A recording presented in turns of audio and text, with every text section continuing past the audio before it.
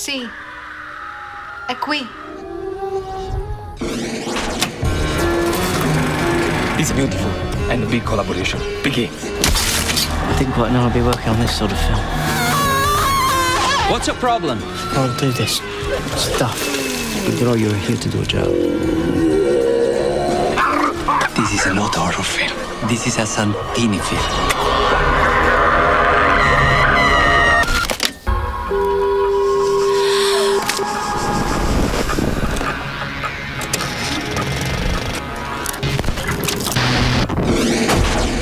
What I admired about you was that you were an artist, that you were doing this with a love. Sounds a little watery. Is there any fresh marrow? Francesco tells me you are trying to escape. There's no reason to escape. Who's there? Leroy, this is going to be a fantastic film. This game's up, boy. No more jumping through hooks. Don't be afraid. A new world of sound awaits you. A new world that requires all your magic powers.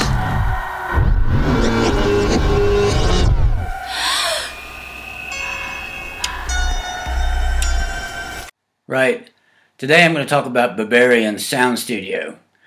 The clip you saw was just a small example of how fantastic this film really is. I was going to put this on my blog, sit down and write it out, and try and be as descriptive as possible. As I sat down and my fingers got ready to hit the keyboard, I suddenly realized that since it's a film about sound, it would probably be better off if I actually talked about it. Therefore, I'm doing a video a little bit earlier than usual because I want to talk about the film that deals with sound. Now, this movie is an independent film. It is shoestring budget, and it was written and directed by Peter Strickland, who has only one other feature-length film to his credit.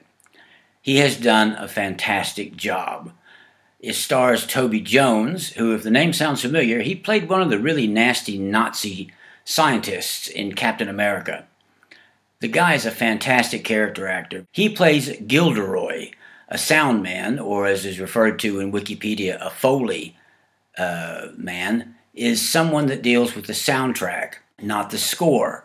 So when you watch a film and you hear footsteps or horses, that's what Gilderoy does. He fills in the blanks to make the film seem real. He's hired by a great Italian director to come and provide the sound for his latest film, which is, by the sound of it, pun intended, a horror film. Now, what Strickland has done here, in my humble opinion, is to pay a loving homage to all those 1970s horror films that Italy did so well. Dario Argento was a huge favorite of mine throughout that time period, and I'm sure there are other people that I just can't think of their names at the minute that used very similar techniques.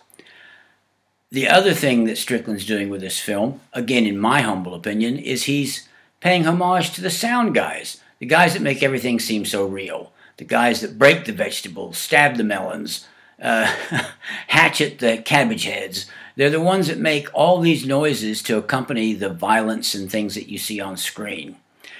And Gilderoy is a study in change. When he first gets there, he's very much a mild-mannered guy that wouldn't say boo to a goose.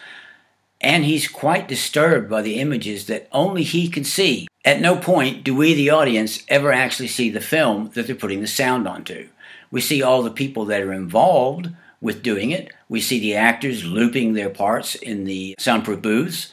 We see the sound men throwing marrows on the floor, splashing water, hacking vegetables, etc. We see all this, but we never see the actual film, which is part of the magic of this movie. When Gilderoy first gets there, he's somewhat of a reluctant participant. As time goes by and he becomes more jaded to the images that he can see on the screen, he becomes more of an active participant. There's one scene where he is really having a go at a cabbage head. And he wouldn't have done that when he first got there. It's a great film.